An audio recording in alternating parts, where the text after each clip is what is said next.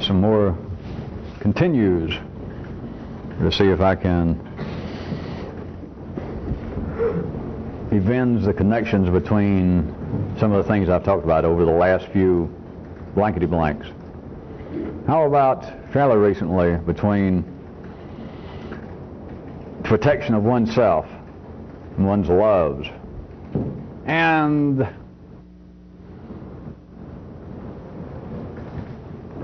the apparent learning from life?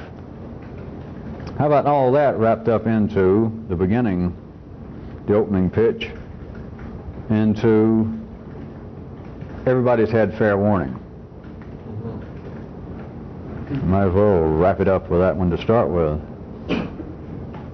There's no need for anybody actually involved with this to pretend to be dumb anymore. Don't pretend to be any dumber than you are.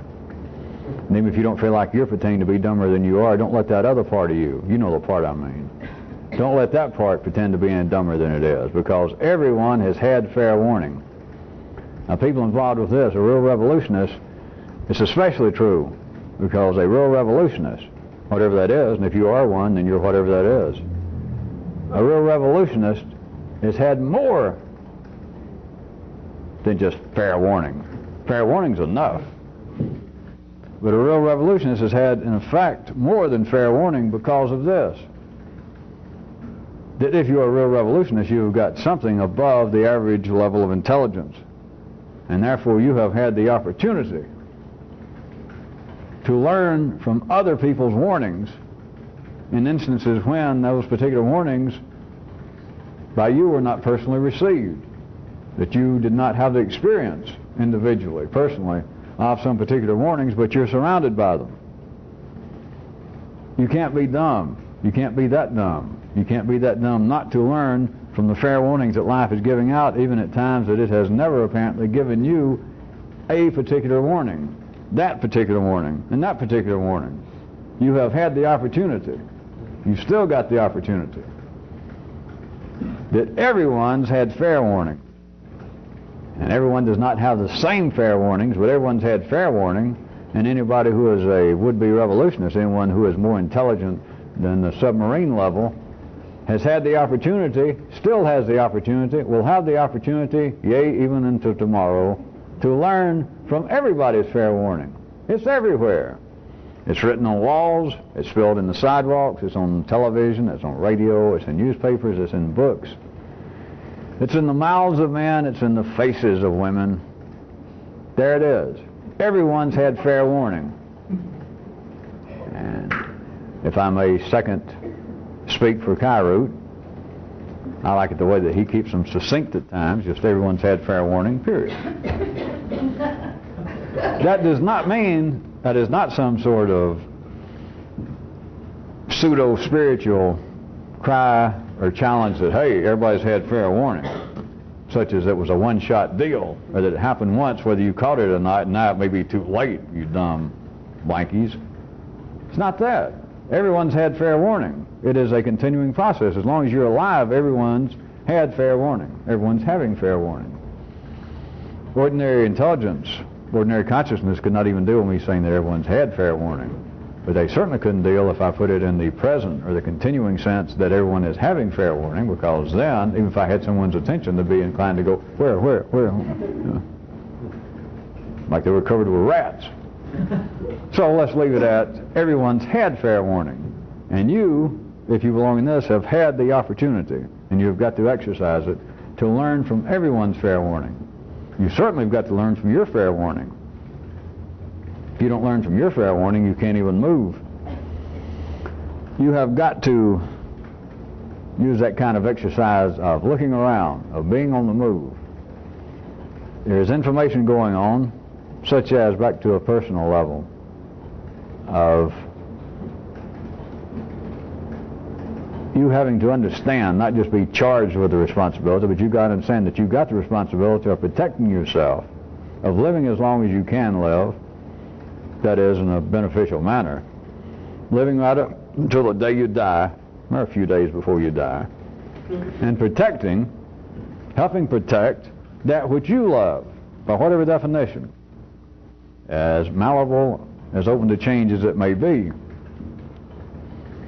To do that, you have got to be constantly on the lookout. Now, I mentioned the last time we met how people do not actually learn from life. We've been through this from several different directions.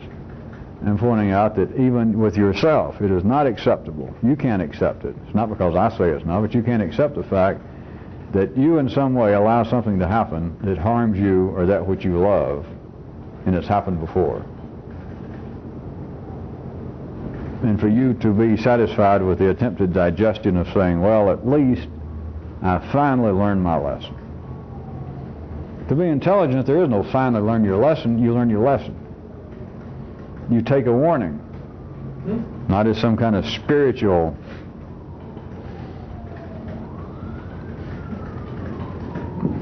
cloud of dread, but by warning I mean that you are in fact learning from what happens, whereas ordinarily people do not learn from it. There are ways in which you cannot, or there are instances in which you have not had experience, that you have in fact had no particular warning. That is, that something could happen to you or to someone that you love or something you love, and if there was such a thing as 3D, objective, describable reality, we could say, all right, you never had warning about that, I'll grant you that. But that still won't do. Because if you had been alert, if you had been more alert than city intelligence, you would have realized this same kind of crap happens to people all the time. It just never happened to me, and I've heard about that. You don't have to sit around and worry about it. You know that. But just because you have not been particularly, individually warned about any particular thing is no excuse. You can't accept that.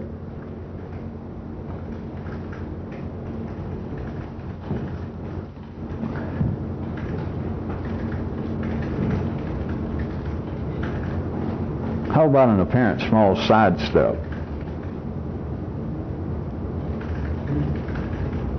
Staring. Out of all the ways I have tried to point you at staring, and if you prefer, I'll say literally and parabolically. But God, I wish I was assured that everybody, which I can't be, knows that there is no difference.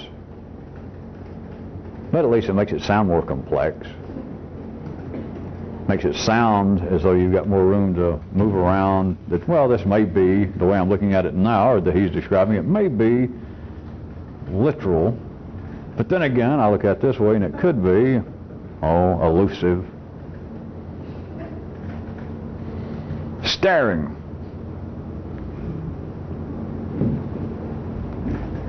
Could any of you see staring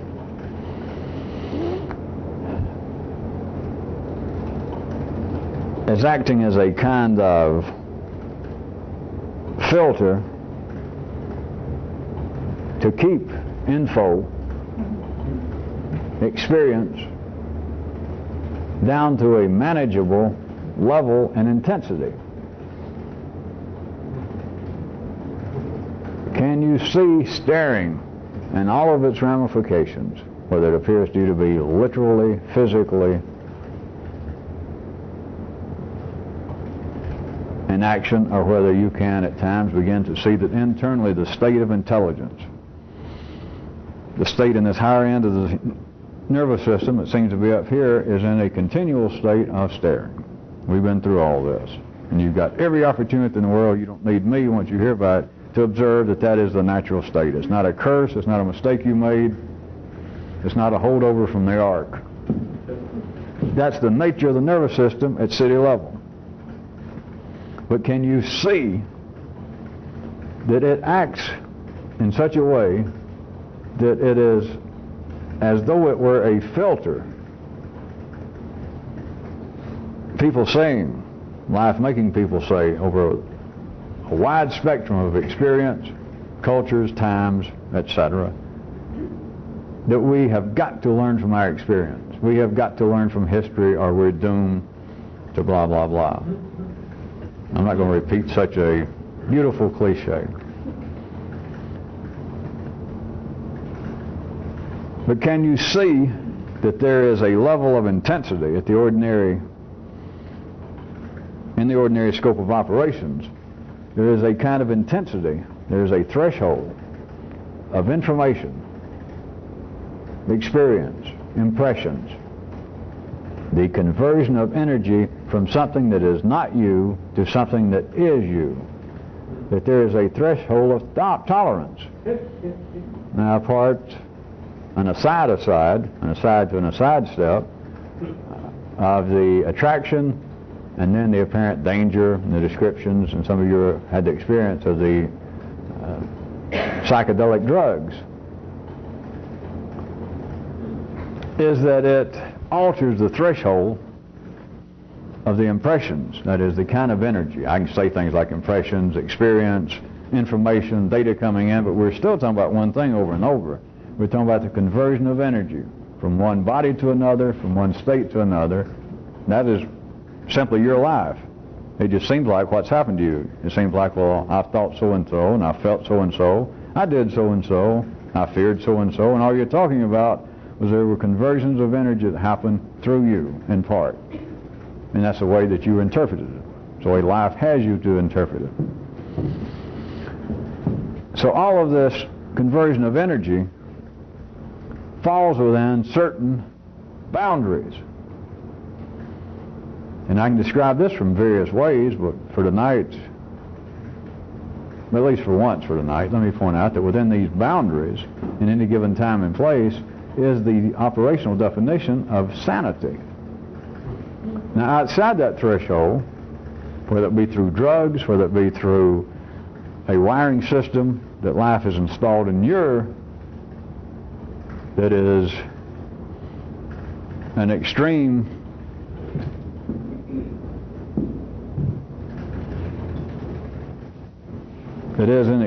variation to your time and place, to the bell curve of where you are, outside that limitation, then you would be adjudicated, you would be seen to be, at the very least, eccentric and perhaps dangerous.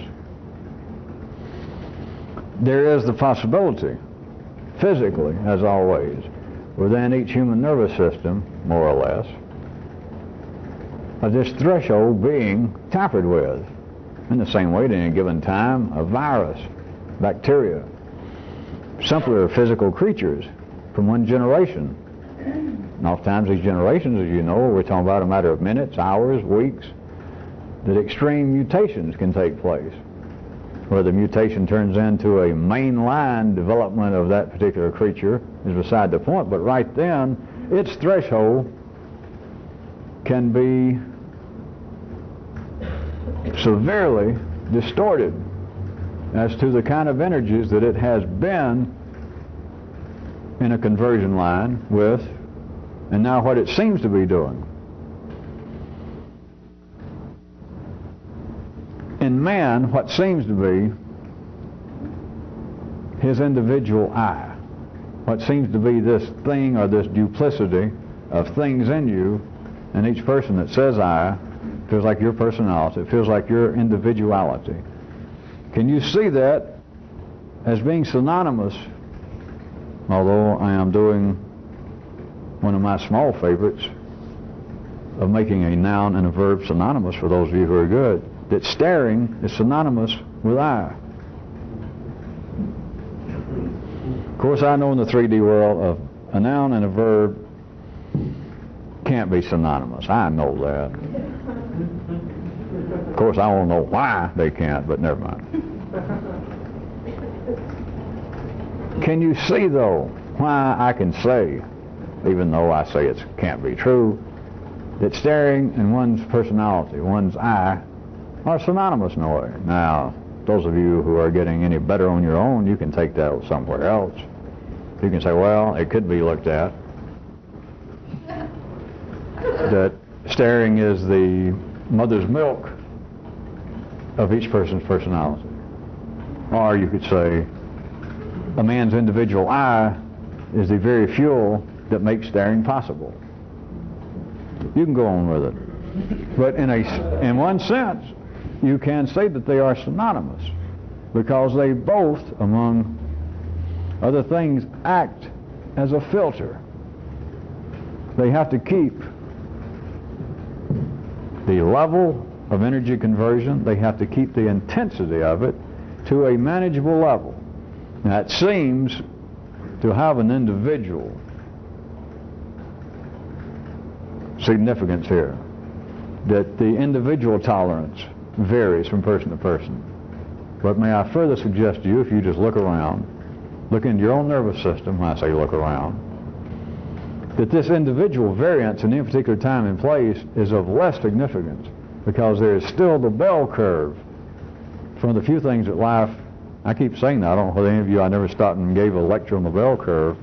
That's one of those road signs, that's one of those emblems and symbols that life has let out into the general population of this prison of life that is fraught with some danger. But life, knowing what it does, it let it come out. I think bell curve originally rose, if I'm not mistaken, in the field of sociology, which about renders it neutered already. Well, that is, nobody's going to take any interest. If it wasn't sociology, it was definitely psychology, but I believe it was sociology. And so no one pays any significance to it. You see it drawn, you hear it mentioned, you have to, in fact, probably repeat it back at the high school level somewhere along the way. But nobody pays any attention, but it is a most pregnant symbol, a sketch, because it tells you, in a sense, that life's all right, that life's in balance, where life's going, and that the only thing about extremes is that they're just little small parts that push right against the big old fat bell curve. And all you got to do is realize, well, I'm not at the extreme, so I'm somewhere in there in the bell curve, and then go, phew, you know, I'm just as good as a jar of Crisco. I'm in good shape.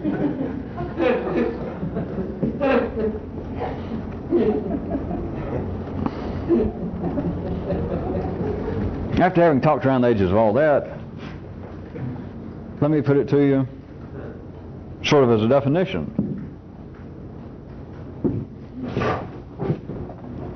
Another one of your favorite subject.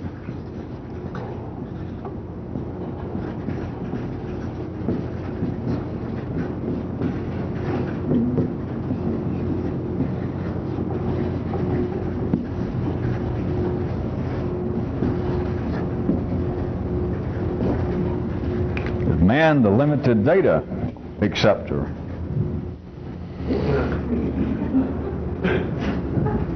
Now, if you, having the right intelligence and the right potential, if you think about that for a second,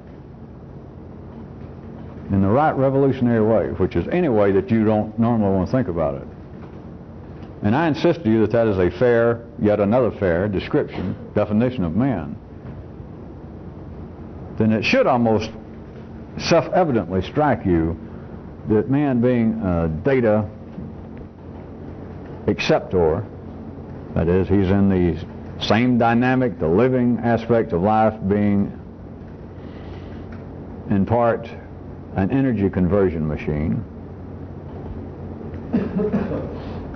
that to say that man is, by this definition I'm giving you, a limited data acceptor, you might at first, if you get just at the edge, so that's got to be self-evident, because no human can know everything. Even if you tried and you went to this great lecture going on 24 hours a day from the group of people, if not one guy that knows everything, and so he starts at the beginning of human knowledge, or he just starts, let's look at the Encyclopedia Britannica, and he starts from memory or whatever, he starts reading it out, and you're going to listen and learn it all. You would assume, in a way that I will not deny, that no one person could take in all of the possible data available to humanity. Some of you who got real good now, you might say, well, all the people in the world could know everything, which back to the city level is irrational. Because if there is information, then that means that some human came up with it, right? And so if you put all the humans together, then all the data would be known by humans collectively. At city level, you got me. That's true, but I wouldn't bet money on it. But at any rate, back to individual man, you could, as a working definition, look at him as being the limited data acceptor. And the reason this has any significance, to go back to the, as always, imperfect parallels, other creatures on this planet, other three-dimensional creatures, are another human if a human did not have the operational yellow circuits, as I've been calling them. Then you could not define a worm, a dog, as being a limited data acceptor, because all of the information, that is, all of the energies pertinent to the health, the continuation of that strain of creatures, that is, that particular line of energy conversion in life's body, let's say canine, even a particular canine, a Doberman, all the information, all of the data pertinent to that Doberman, his ancestors, believe it or not, and his progeny, all of the information is available to him. And in the sense that I'm describing man by this definition, a Doberman would not be the limited canine data acceptor. If he was, he'll die. If it gets too widespread, the Doberman species will either begin to become distorted and mutant, or the line will die. So in the sense, in the relative sense, compared to this with man, that is, man being the limited data accumulator, acceptor, any other creature would not have that. And as I said, if we artificially spoke of man as having no intelligence, having no intellect, then this would no longer be true, because all of the information from the higher circuits down, it is not a case of you having limited data. From that level down, all the information, all the data, all the experience, all the energy is sufficient. Sufficient is not the word. But if you can take minimum, maximum, and right there in the middle between minimum and maximum, go off at what would be a fourth dimensional right angle, that's somewhere close. This would not arise. It is only when you have what appears to be human consciousness, intelligence, that there is the matter that there must be limits to it. And yet everything already in the higher end of the nervous system says that's not true. Does it not? In fact, the more you are intelligent by city definition, the less this is true back in the city. Because your own intellect, you apparently don't need someone to encourage you, your own intellect would say, no, that's not true. Because if there is any charge given to us sophisticated, modern, contemporary people, it is that we must become more intelligent. And such a person in the city might say, well, I've got nothing against exercise, and you should take care of your health as best you can. But you know, all of that's fairly irrelevant. What we've got to do, the hope for humanity, the salvation of our cities, of our cultures and all that, is always what? More intelligence. It usually comes out with them as more education. That's the only thing I know to call it. Well, it's because life, I hate to tell you this, I keep talking around. People actually know they're not going to get any more intelligent. Don't tell anybody. Don't let that go. People know that. But life doesn't let people fully know it. And so then they think, well, something is funny. I am surrounded by dunderheads and Philistines, they think, in the city. But perhaps if we just gave more education.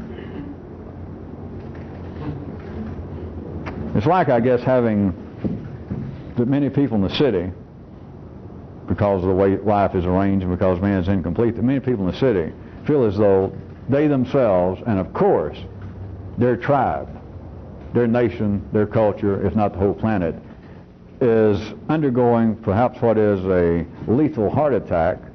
And so such things as the belief that education is the answer, it's sort of like taking the patient, and I guess the best access they have is maybe you've got some sort of an attempt at one of those Jarvik artificial hearts made out of silly putty. and you kind of hook up the patient, whether it be you or your conception of human life. And it feels like you kind of hooked up the patient like, well, if we could just get all these other fools around me a little better educated, you know, maybe the patient will live. Maybe humanity will slip through somewhere.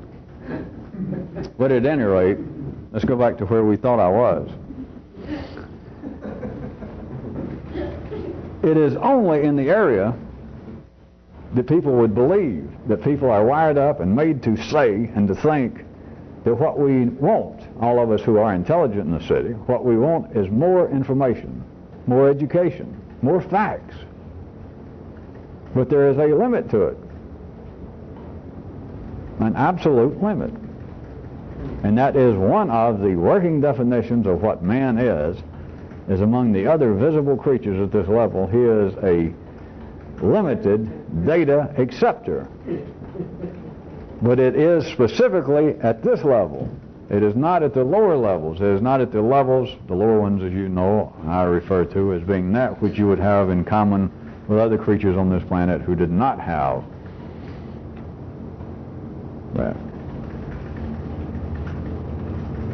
But it is only at this level that seems to cry out, that seems to have the ability to absorb, that definitely has the desire to seek out more information.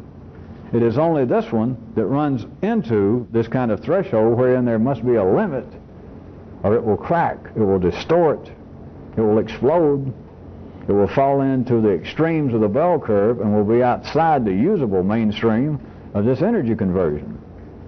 You'll become a waif, driftwood, on the street. Not necessarily literally, but you'll be on the street.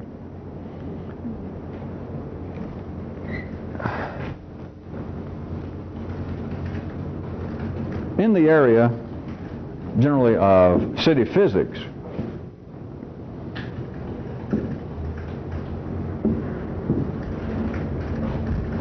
is this, in a particular area, having to do with elasticity in a particular way. I'll just present it. I can't recall anybody particularly that takes credit for this, but it's in this area. It's accepted scientific reality that any body, not anybody, but any body, which, as you should see for our purposes, also includes states and conditions, but any body upon which is placed a force will become distorted, become altered. I think oftentimes they call it distorted, but any force applied to a body, whatever the body was to start with, will cause that body to undergo temporary alteration. It will become distorted.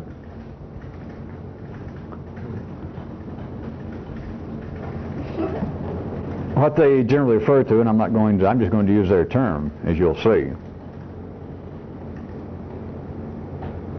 What they refer to as an elastic body is one that can absorb, that can take the application of force, undergo this alteration, this distortion, but then when that force is removed, will go back to its original state, its original condition. That is an elastic body, as opposed to other types. There is, however, I'm still now with physics. I hadn't gotten into my physics yet. I'm just using theirs. There is confines to this. That is, in any body that they have ever observed, not anybody, but any body that they have ever observed, has a point past which, if force is applied, the elasticity ceases. That is, then later when the force is disengaged and taken away, the body will not return to its original condition. That is what is called the elastic limit of a body. And that every body, condition, state, but every body has an elastic limit. And if a force is applied and it takes that particular body past that limit, it will either distort to the point that when the force is removed, it will stay in that distorted condition, or it will not return to the original, or the body will break. The elastic limit And of course this has application, the best I recall, at least would have to be in certain areas of engineering as far as real practical significance. But now back to super practical significance. Things a lot more popular and interesting than bridges, right, is you. You people are egomaniacs. Every time I say something like that about what's more interesting, this and that, you all go, yeah, me. Of course, I always do it as a joke. I say you, and then everybody grabs their pen and go, yeah, well, now we're getting somewhere.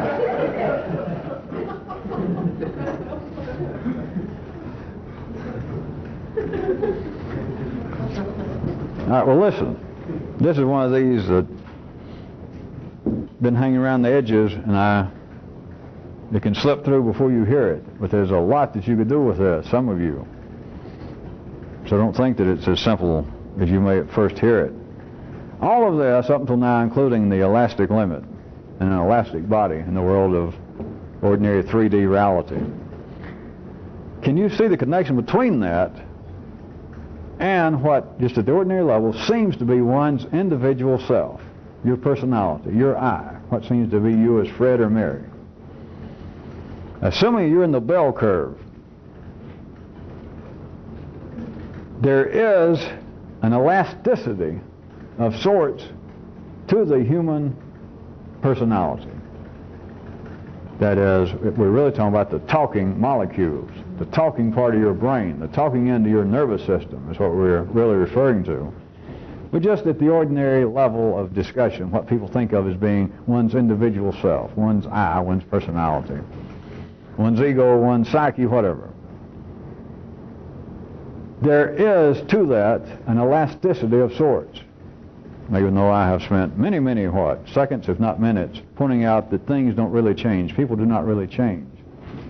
But there is a kind of elasticity to the end of the human nervous system that's here, as witnessed by such affairs as this, as witnessed by the fact that it has thresholds, that it has variable thresholds, that it has limited needs, that it has minimum and maximum ability to take in information, impression, experience. You could look at, let's just call it the human personality. You could look at it as having an elastic limit. It is a kind of tolerance again in a beautiful piece of machinery. But a beautiful piece of machinery does not perfectly fit. You understand that, surely. There has got to be tolerance. The finest piece of machinery would not work unless there are places that you can see gaps. Unless there are places that if you can't stick your finger, you can get a piece of straw in there, because they cannot fit perfectly, the pieces, or the machine won't function. There is a kind of tolerance, there is a kind of elasticity just at the ordinary city level in people's personality. It does not amount to change, but I'm not going to try and give you a diatribe on that matter. You've got to see that for yourself. But at the ordinary level at the city, people can apparently stretch themselves in the face of new experience. If it were not true to some degree, life could not grow. You understand? I say that things don't change, forget it. People don't change. Fine. There is an elasticity. Or if you want it crudely, people do change. Well, what I said first hasn't changed now. It's still true. But the change is a matter of, in the bell curve, the general middle class of humanity at any particular time and place. There is an elasticity to what seems to be one's personality, to what seems to be one's acceptance of data, experience. That you can have someone, age of 15, age of 50, apparently go into an area and be exposed to new experience, which is another way of saying that there are energy conversions taking place through them and around them that is new to them. And they can apparently undergo a kind of stretching, a kind of alteration, back to physics now, a kind of distortion. It is known It is not looked at as anything beneficial necessarily, but I was going to give an example that at least you've seen in movies, read about, reported about. A person undergoes an extreme kind of new force. A man, Colonel so-and-so, shot down in a wartime situation, well known to his men. He was a leader of some wing squadron. He now shows up in prison. They've captured him, and already some of his men are there. And he comes in, and everybody knows who he is. They know what he is, how he acts, what he believes, what he says he believes. His captors immediately put the force, the pressure on him that, they catch on right away that all the men go, oh, and they look to him. This man, on his level, can make all them dance backwards. We'll save time, put the pressure on him, and we'll get him to be our Zat's dancing partner with the rest of these captees. They take a person, this commander so-and-so, they put force on his body, literally and otherwise perhaps, physically and otherwise, and he undergoes a kind of change. As I said, it's not normally looked at in the movies at least, or in history as being anything beneficial, and we're not talking about yet anything qualitative. But simply, through whatever devilish means, after a few days or a few weeks, he is no longer the captain or the commander so-and-so that everybody knew. Force has been placed upon this body, and it undergoes at least a temporary alteration, or as physics, as I said, and I believe normally refers to it, a distortion of the body from its original condition. But has the person changed? No. But they have stretched. And I can describe it in all kinds of ways, and it's irrelevant. But I will at least do one so that you'll know where I'm pointing. If it was a psychologist looking in on all of this description, or these kind of occurrences, they could say, all right, the commander, with his built-in, healthy drive for self-preservation, even though intellectually perhaps he disagreed with the philosophy of his captors, he tried to resist. His own innate desire for self-preservation overcame some of this temporarily and made him say things, made him make admissions, made him act in such a way that was not really Commander X. But then after the war was over and he got out and they debriefed him and he got himself back together, put on a little weight, got his clothes back, got late a few times, then he's more like himself. Don't ask him about it. Don't rub it in, because that's a kind of trauma that a man will never get over. But he sort of recouped. The body, after the pressure was taken off, after that force was removed, can, through this kind of elasticity, return almost to its original condition. Now, in the field, as I said, one of engineering, chemistry, all kinds of fields of the hard sciences, and in practical technological ways, this is beneficial. It is not looked at when you get beyond iron ore and steel. In the chem lab is looking at the human personality in this way, but it does stretch. It also gives fuel to the thinking that people do change. But normally all such force is temporary to some degree. Don't worry about it being absolutely temporary. That is, of it having no, as they would say, lingering effect, because everything has a lingering effect. Life has a lingering effect. But in essence, speaking by and large, all forces are removed, and human personalities in the bell curve, even though they can apparently undergo some kind of change, which I'm telling you is simply a temporary distortion through the elasticity of the human body, like all other bodies, but then the force is always removed to some degree in the person, unless they fall out of the bell curve and fall over into the edges and never return. Unless that happens, they will, by and large, snap back. But now, there are cases, just as there are in the world of physics, that I start out. even an elastic body, if the force is applied and it pushes that body past the elastic limit, with human personality, then you've got off the edge of the bell curve. Then you've got what is normally referred to as insanity. They do not bounce back. They do not snap back. The elastic limit in a person can be pushed to the point that the distortion remains, or even pushed further, the person breaks, the body breaks. We got to turn the tape.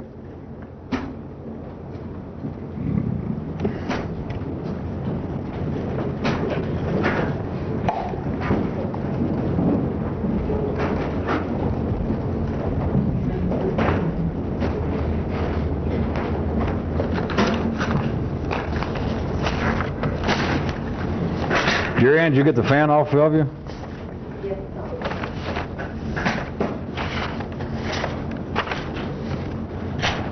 Well, I guess unless somebody says otherwise, just keep them off out there. You don't need them anymore, do you?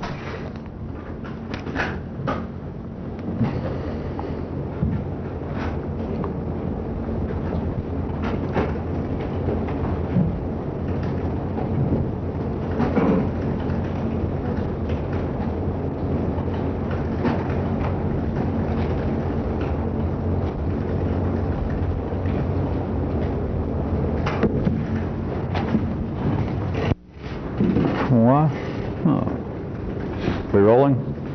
Yes. Yeah. I'm not going to carry this verbally any further tonight. I did not end up at that point of saying push far enough equals turns into insanity. It's not anything to frighten anybody, and that was not the point of the last 15 minutes of me talking. But I'm going to leave it there because I've given you enough room that there's a whole lot in there. I just took it to the verbal extremes. But it is normally referred to as insanity. But do you understand that I am saying that in human personality, even though I point out that people do not change, and it's not an argument, it is not a program, an agenda that I am promoting. You've got to see it for yourself, and you don't have to look around anywhere. You can start out apparently looking around, like I apparently point out examples, talk about politics and this and that. It never changed. You don't have to sit around and give me some imaginary argument that I'm wrong, that people do change, because you can think of examples. You know, the hell of a thing of examples. Have you ever changed? And if you say otherwise, up to the city limit, if you say otherwise, you don't belong here. You belong in the city. You should be running for mayor, Congress, run for Pope. You're a good person. You don't belong in this kind of Falderoy. There's an elasticity, and it gives, in a sense, the impression that people change. That if it's happened to you, it can happen in a matter. It does not have to be hours. It does not take being captive in wartime in a concentration camp. Something can happen.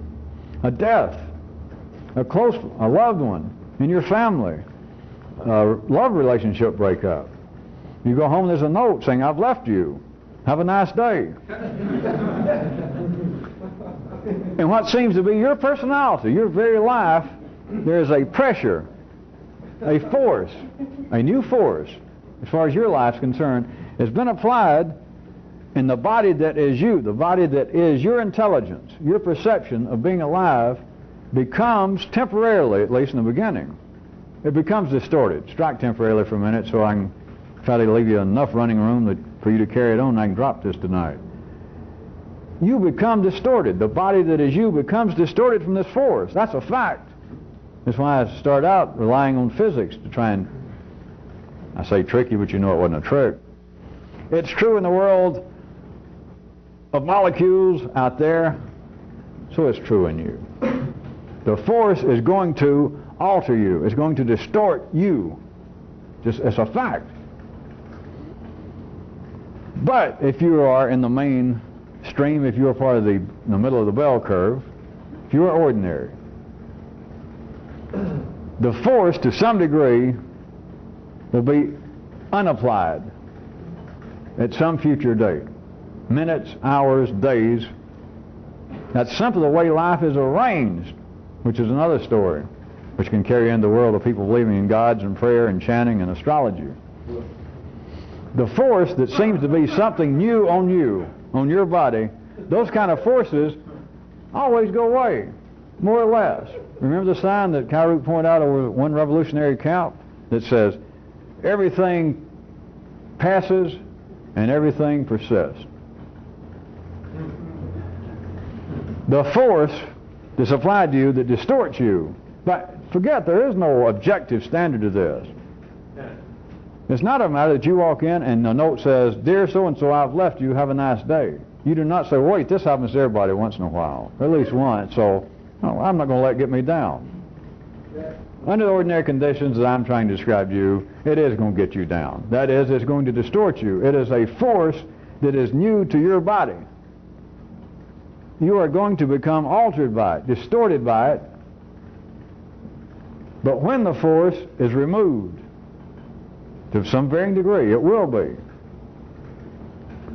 then if you are still in the heart of the bell curve of the city, the elasticity of the human body in toto will take you back more or less to your original condition. Father to such ideas as time heals all wounds.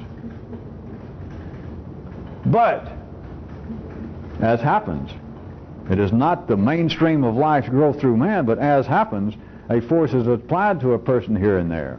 And even though humans are bodies who are elastic bodies, the force is pushed to such a point that the elastic limit that is inherent in all bodies in the 3D world, it goes past that limit, and even after the force is disengaged, the body will not return to its original condition. It will stay distorted vis-a-vis what it was, or if it's carried far enough, the body will break. It will, to some degree, disintegrate, and you will be then what is called insane. You will then literally go from, if we started here, that if you start out somewhere over here, you'll end up over here. You cannot snap back. It happens. I repeat, here I go to leave this paragraph, but the reason I went back through some of this is a lot more in here than me talking about going from being an ordinary elastic body to being pushed far enough, having a force applied to such a degree that you become so distorted that you cannot return to your original condition, or it's carried so far that you break. In between that is a whole lot of something else.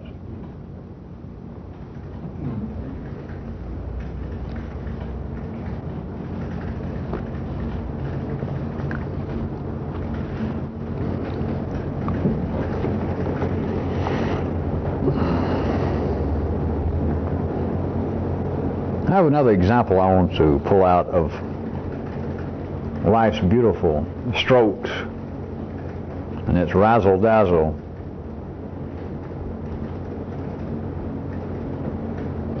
Play with and through man. The term I have been using a lot in the last few months. Terms about incomplete data, flawed information. And I have no doubt that many, if not most of you, got your own conception of that and see that it has quite useful validity as a map, as a sketch. But there is another little twist to this that life does.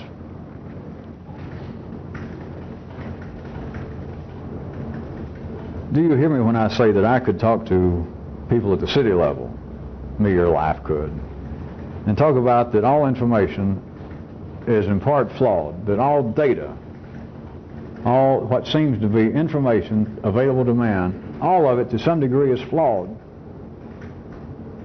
I could get many, many people, I could get everybody in the city, in the bell curve at least, would agree to that regarding questions.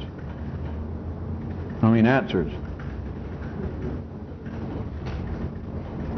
That they would say, they would agree, if I carried it a little further to describe what I meant by it to them, that they'd say, all right, all the answers we receive, scientific, which is of course seen to lend itself most readily to being able to be discussed in such a way that could be at least verbally or logically proven, that yes, all the answers that we have, all the way from the hard sciences into the more vague, speculative areas of religion or philosophy, that yeah, you're right, that all information in that sense is flawed and incomplete, because we have yet, all the way from physics, particle physics, subatomic physics, particle physics, all the way from that extreme to cosmology, to the apparent inner life of man's soul, emotions, mind, we have yet to come to the answer in any field. So to that extent, you're right, all the answers to man's questions, all the answers thus far, and probably a good city intellectual would say, and we don't see any hope for any great change in the immediate future, but thus far, all the answers we got, even good, verifiable, repeatable, scientific answers, theories, principles, laws, you're right, all of them are, if you want to call it that, they're all flawed. They're all lacking because we have yet to come to the all-inclusive final answer. And then they could look at me and say, you know, big deal. What have you... The big deal is, well, I can do that, not just people in the city, but to you, because now here is the sweet part that I've never put into specific words. At the ordinary level, people can hear that. You can believe that you are even chewing on it or trying to use it as some sort of hole that you might try to look through. That yes, everything I think I know, all of the answers, all the information that's available, all the things I read, all the things that I apparently think about to some tentative conclusion, to some comfortable place that I might stand and have a further look-see at what's going on. That all of these answers of sorts, even impartial, even incomplete, even temporary answers, they're all flawed. What cannot be seen is that this is also true regarding the questions. That cannot be seen. Now, I just said it in words and somebody went, ah, but it really can't be seen. Think about it a minute. Ordinary intellect, you may say, well, yeah, I hear it. But the ordinary intellect would never, sitting down and running every possible sequence of words, ideas, if it could do so, through its little brain computer, would have never come up, even if it ran through, you wouldn't have noticed it, would run through and say, well, it's not only true that all of man's answers are incomplete and flawed, but all of his questions are. If it did run through your computer mind, you wouldn't notice it, because it apparently has no validity. It has no useful purpose. I'm telling you, it does have a useful purpose. That when I say all information is flawed and all data incomplete, I'm not saying all data and information that apparently are answers are flawed and incomplete. Because don't take offense, but I just got through trying to hint to you, even taperheads in the city can go, yeah, that's true. So that's no big deal to see that or to agree and nod and say, well, yeah, you're right.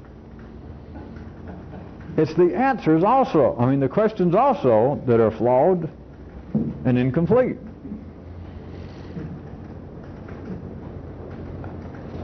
I don't believe I'm going to see fit to stay on this much tonight, except to point this out. If that be true, that is, that all questions are flawed and incomplete, then may I ask you in all sincerity,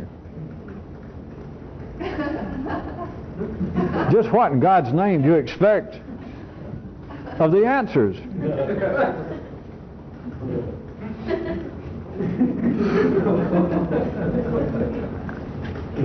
And not only is this another example of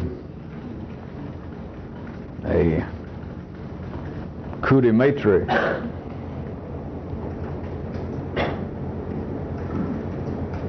there are more glaring examples of how life slides us by.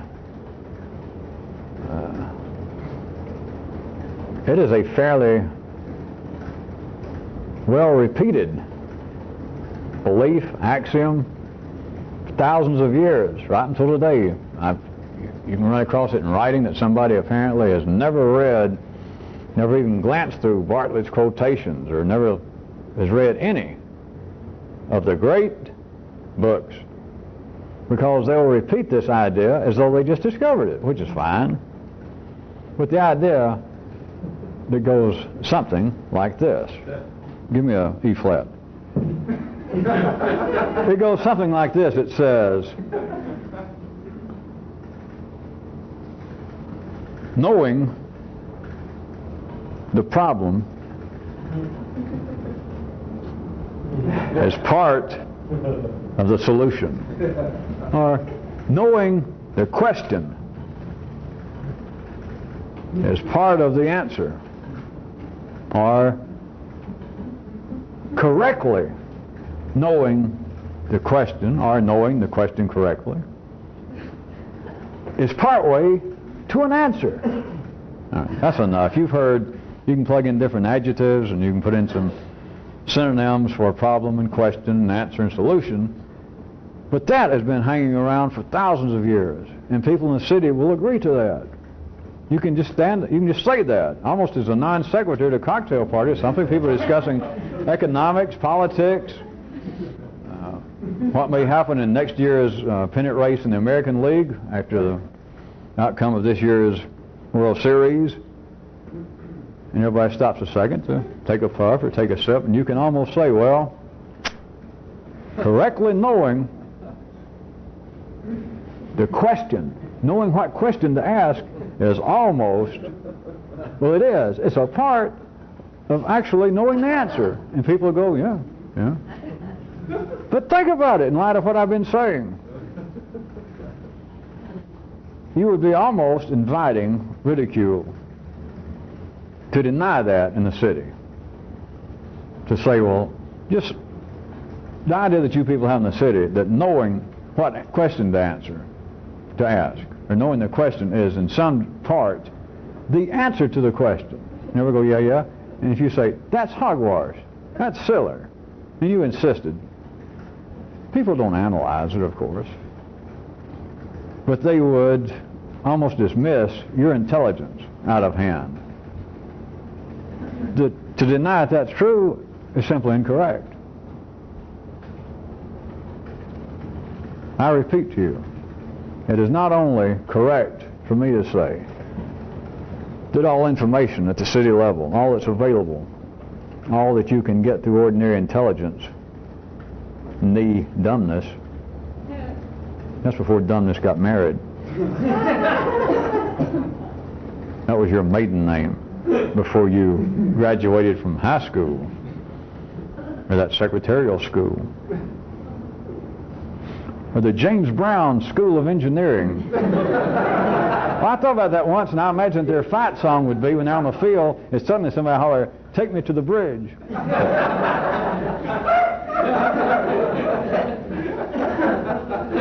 I should apologize for that, but I won't.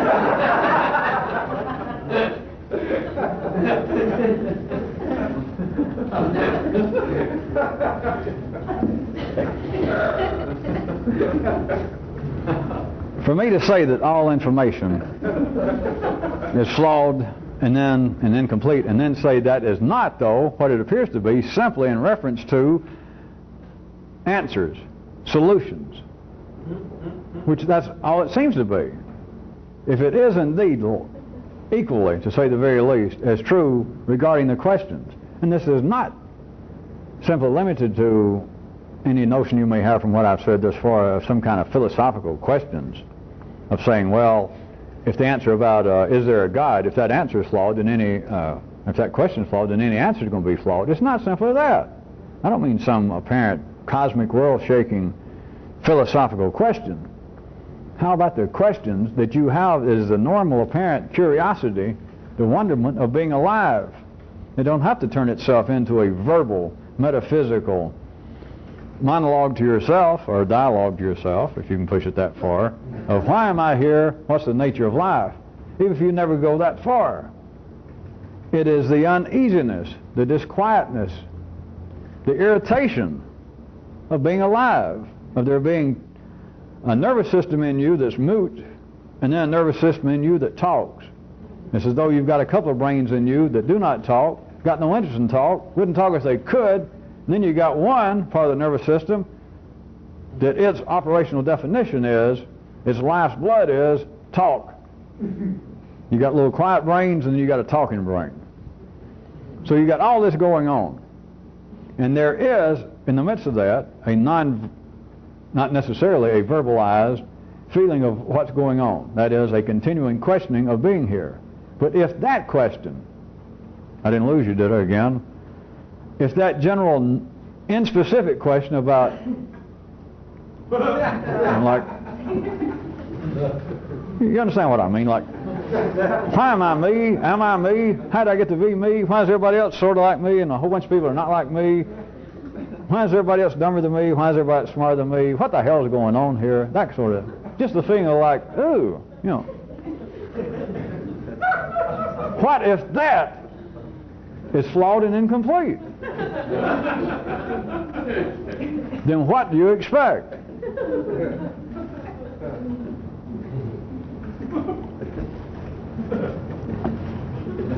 All right, one step further based upon that kind of laughter. Does everybody understand that laughter is energy conversion? Just as good as two processes. I guess I should get into this, but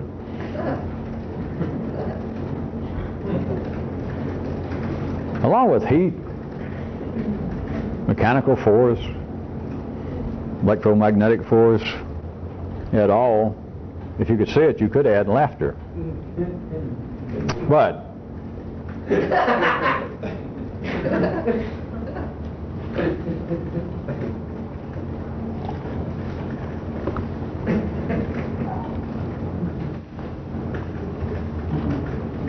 what if the general feeling that I was trying to represent by sort of a inspecific question, that your life is a question?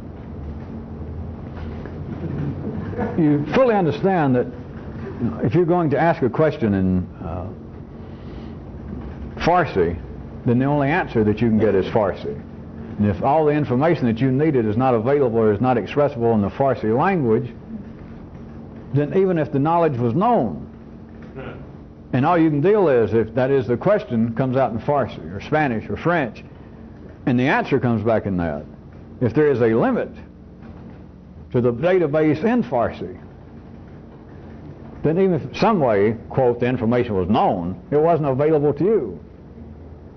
That is, flawed questions will only produce a mirror image of a kind of flawed apparent answer. But beyond that kind of specifics is the feeling that I don't know what my life is about. I don't know why I'm here. I don't know what this is. Take that as being a nonverbal and apparently more inspecific question. Do you understand that nothing, of course it's not supposed to, but nothing in your life is ever going to satisfy you? There's no way at that level that you can turn that kind of inspecific, even nonverbal human question of, there's no way that life is going to convert energy through you that's going to come out and any answer is going to be any better than it's not possible. It's not possible through, I grant you, some four-dimensional, but I understand them, laws of physics. It's mathematically not possible, whichever one you like. All right? I tell you it's not possible. What if, from that sense, from a revolutionary view, no matter how an ordinary person tries to lead their life, they're not going to lead it right? It's impossible. Of course, by right now, I mean what they would assume is right, that I want all of this answered. I want all of my itches scratched. I want all of my wants met. I want all of my needs taken care of. I want this turned into...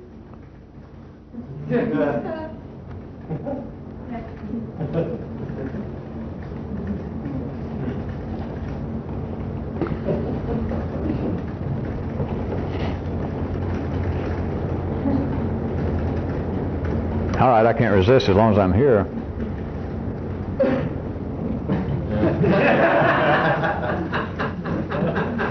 In this same general vicinity of the woods, if not bushes, on the basis that there is a kind of elasticity in life, on the basis that there is built in the bell curve, in the heart of it, that this can never turn into this, that answers, flawed questions cannot ever produce full, satisfying answers, and yet life still churns out a few little bundles of molecules of people like you. It still protects itself in the same way that you've got to protect yourself. It protects what it loves, which life being smarter than you, the main thing, the prime thing life loves is itself. Which is one reason I trust life and I do not trust bankers and rabbis and people selling door-to-door magazines. But that's another story. Remember last week I told you I make up stuff like that. I don't mean that I feel that way, so don't hurt yourself out there on film. Don't worry about it. I just said that. Because there's no doubt I trust priests and rabbis just as much as I do door-to-door salesmen. So don't take any of that as just all made up. But life protects itself in a specific way having to do with this kind of low-level mutations that keep popping up. And it does it in a way that I wanted to just specifically point out very quickly. And it's so devilish, I've talked around the edges of this, but here it goes, right in your face. Life continually turns many, let's just call them this, revolutionary would-beers. That there are more people on this planet, I could say, that have had the potential, do have the potential to hear some of this, than is exemplified by the number of people of you sitting here, in other cities with tapes, in other areas of this planet, other people doing similar to what I'm doing. But all told, all of this at any given time, taking into account different lines of conversion, that is, other areas of the planet right now, this kind of thing going on with different kinds of people that would be inappropriate to you. But the number's small. But what I'm trying to tell you, the number that actually end up in this being small, there's a whole lot more people that I can say, not incorrectly, that I can say at one time had the kind of potential. That is, if there's X number of people involved with this at any given time on this planet, there could have been, let's say, X time, or X to the 10th power. Maybe even more than that, 20th power. Would-be, revolutionary would-beers. But life has worked out this, I know it doesn't need my accolades, but a certain beautiful line. It takes many, many, many revolutionary would-beers and it turns them into, with almost no effort on their part, into easily dismissible kooks, sometimes known as occultists throughout the ages.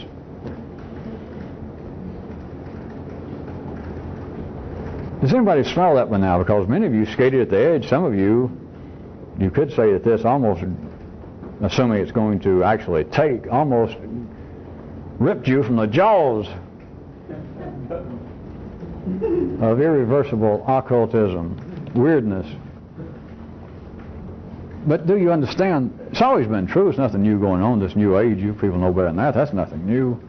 But at any particular time and place, whatever the bell curve was in Greece, Ethiopia, in China, 5,000 years ago, 2,000 years ago, 100 years ago, in every place, every time, there's a bell curve here, prevailing in that place, prevailing religion, cultural norms, prevailing definitions, whether they be specific verbally or not, definitions of what reality is. And in all those times over here in these areas, you had easily dismissible kooks. Now I'm saying easily dismissible by the bell curve. You know, you've had times, I guess in Egypt, at least during some of the dynasties, that astrology was part of the bell curve. But that was it. That was part of the religion. Over here, the kooks were people that said, hey, that's a bunch of hogwash, or they said, astrology is not it, it's mumbly peg, or whatever. But generally speaking, history just shows, it doesn't need me to point out, that nowadays, just take nowadays, looking at the 3D line historically, of all the stuff that would be lumped into New Age, using New Age now almost from the bell curve in our time and place is still a pejorative term. But the majority of humans, I know astrology gets touchy because I try not to think about it, but I read every now and then that they do surveys and something like 9% of the people say they read the astrology in the paper. But then now that I thought of that, I wish I hadn't started this. I read recently that something like 65% of Americans said they believed that they had seen a flying saucer and knew what they were. But at any rate, in the mainstream of life, in the middle of the bell curve, whatever is real then, at that time in that place, the kinds of people, many of the kinds that would be revolutionary would-beers, instead of finding something, instead of ending up fairly stable, at least secretively, somewhere around in here, or even over here secretly, life simply turns them into whatever is weird at that time. I know kook is a slang term, but you understand, in the bell curve of here is the money, here's the power, here's the ruling and the middle class followers of that city's time and place. Then what it is, let's say that people who believe that dead spirits from Atlantis are actually walking around here with us, or that they're actually people from flying saucers and they all wear dark blue serge suits with a lot of lint on them and shades, and they're here among us. And there's some group somewhere that believes that, and they recruit people. They've got a book out. The people who end up there, do you understand? I'm not going much further with this, but you do understand that they're the kind of people who end up in that kind of cult. And I'm saying cult again from the middle class, some particular time and place from the middle class view. These people are cultists, they're nuts, they're kooks. But you understand that their population, those groups are people by people who are your blood kin. As I said, I'm not going to ask for a show of hands, but I have no doubt that some of you here in other places spent some time amongst those people. But do you see, they are your blood cousins. They had a kind of common orientation with you, but life in general many times takes these revolutionary would-beers and sucks them right into that kind of arrangement, and so that they are just easily dismissed. It's just nuts. They fall right out here. Do you realize that life has neutered them without a scalpel? You've been fixed without going to the vet that you knew about? Because the same kind of mutant drive outside the confines, outside the elastic limit of ordinary intelligence, is what drags people into some cult that believes that they're waiting for a flying saucer to pick them up, or that they believe, or they say they believe, their leader believes, their Vadimekum teaches that dead people from Atlantis, dead people, the lost tribes of Israel are not lost, they're living in Cleveland.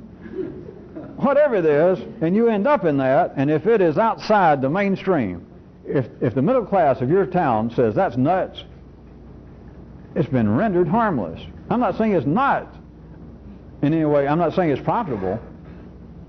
I'm not saying at all that the classification of being kooks or nuts is ill-founded at that time and place. It has no objective meaning.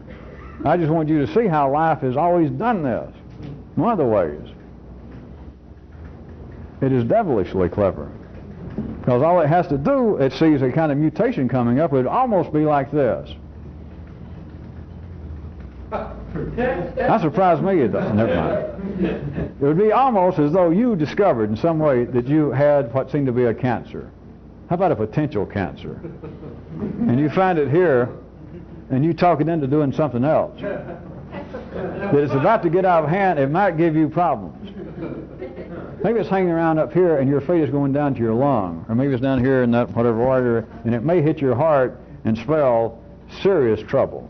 What if you could get it to go, hey clot, why don't you do this? And you send it off on some fool's errand.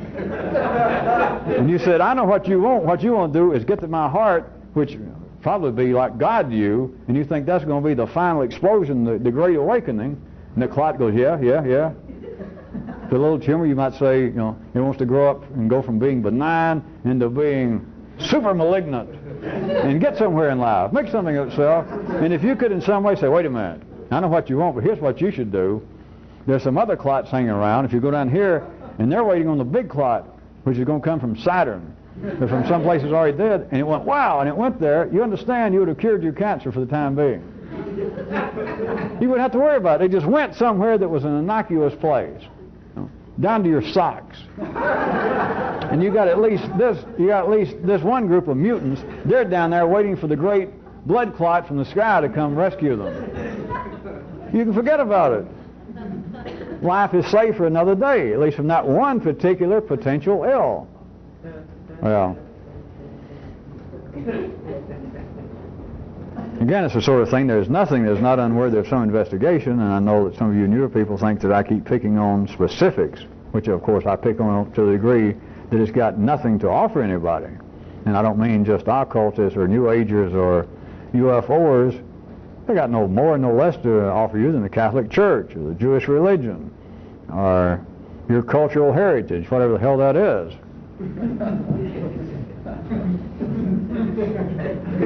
But life has a purpose. You can see that everything is moving energy and that everything helps maintain some sort of balance. And even though there is a kind of elasticity that you can look around at times and think life is losing its mind. Of course, ordinary people in the city, they say humanity is going wild, humanity is going mad. If not some group of people, then individuals in this particular group is going mad. Too many killings, too much violence. There's an elasticity, but it always bounces back. And human intelligence is so limited in its ability to expand that it can't see, which is oftentimes referred to as being time blind. That you can't see that indeed things do seem to get distorted. Groups of people, historical times, individuals, they seem to get distorted, but if you had any continuing sense of time, not just here, it is in your genes, you would see that it all keeps snapping back into some kind of form. That is, there is a continuity that limited intelligence. That is, intelligence that is subject to the elastic limit, which is the 3D version of intelligence, that it can only stretch so far. One definition, or one way to look at revolutionary intelligence, that you can go past the elastic limit without becoming distorted and without breaking.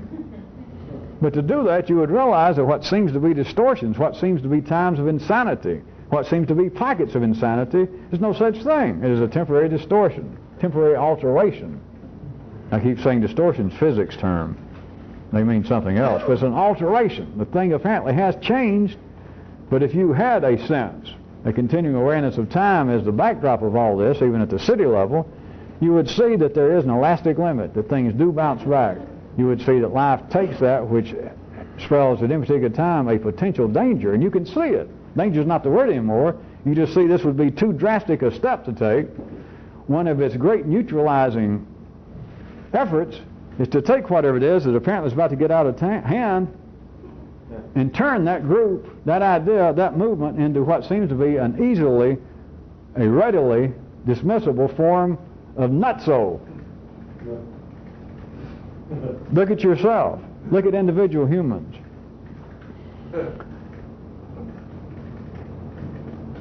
Life has its reason for doing this, but people do not normally operate at all in the most efficient way of trying to resist something. I hadn't changed the subject. If somebody gets up that you disagreed with, say somebody gets up that's in the nutso area of the bell curve at some particular time and place, some kind of fanatic, some kind of prejudiced, violence-prone fanatic from the city view gets up and starts some speech, has some group of followers, and you're standing there, you're the part of the middle of the bell curve. Now you stand, you think, this ain't the thing to do. This doesn't feel right, this doesn't smell right, this kind of stuff is dangerous, I see no profit. Beyond what you're thinking, another level is, this does not feel like growth. What do people do? Ordinarily speaking, y'all listen fast now. They begin to go, boo, phooey, they want to argue with a guy. Now life don't let people do this, but since I say it, most of you are going to know it. Do you know what the immediate, as far as nonviolence, forget shooting him or wrestling him off his soapbox, do you know how to really shut the guy up? Not to holler at him, not for the crowd to go boo and everybody shake their fists and say, you're wrong.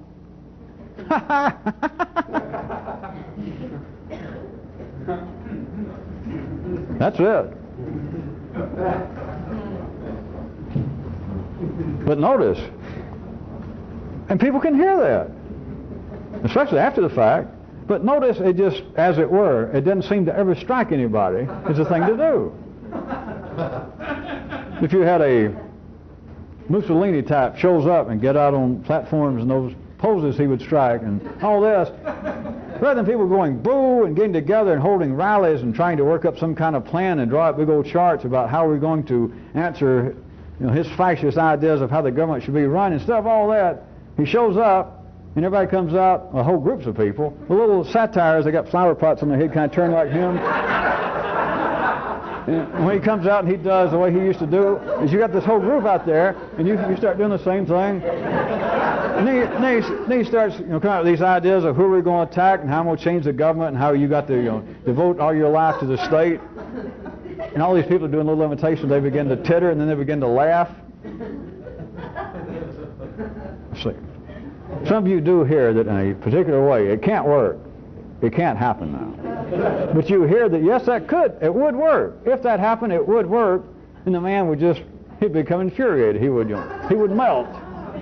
He would hold his breath and kick until he died. But notice, that is not the way life lets people work. But notice, on a scale, if you could see it, life does that to neutralize potential danger to itself. And that was the example I was bringing out about what has always appeared to be kinds of occultism, spurious religions. It renders revolutionary would-beers, large numbers of them, just almost that fast, it renders them into harmless, easily identified. They don't have to wear a prison uniform. The middle class, the bell curve of that time and place, just immediately identifies them as nuts. And that's the end of it.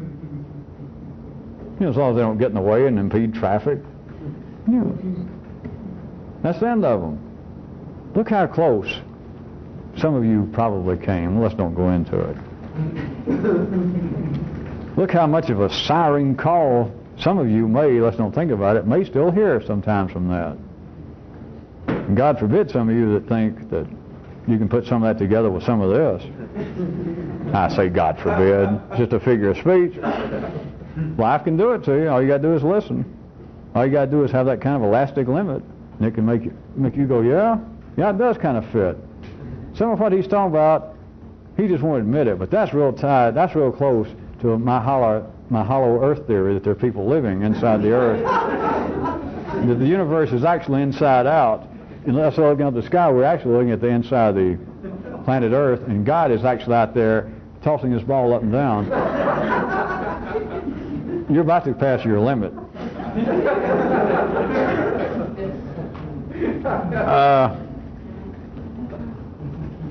We got to stop. That's in the public tape.